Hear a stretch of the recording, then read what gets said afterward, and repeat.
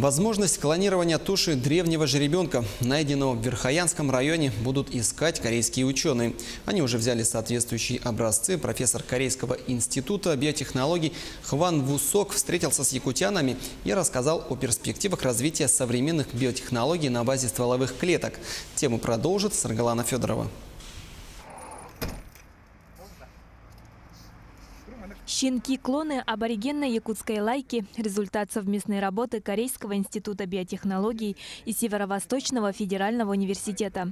Появились Белях и Керечене. Их передали местному охотничьему клубу. Это Сютюк, это Керечене. Она донор, она клон. Но они абсолютно одинаковые. Керечене 1,5 года, а донору 8 лет. У Керечене генетическая память хорошо сохранилась. Они прекрасно охотятся, универсальные собаки. Керечене появилась благодаря кусочку уха донора. Фонд, который возглавляет южнокорейский профессор Хван Вусок, уже клонировал 900 собак. Сегодня, считают ученые, будущее за стволовыми клетками.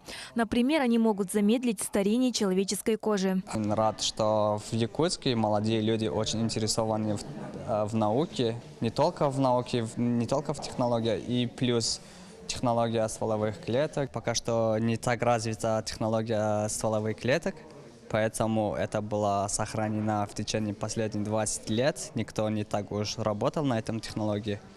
После 2020 году это будет на мировом уровне, и все будут использовать эту технологию. Есть и другой перспективный проект – клонирование древнего жеребенка. Напомню, тушу древней лошади обнаружили в Верхоянском районе. В музее Мамонта отобрали образцы с туши древнего жеребенка. Убедились, что сегодня сохранность уникальная. Очень многообещающие образцы мы получили.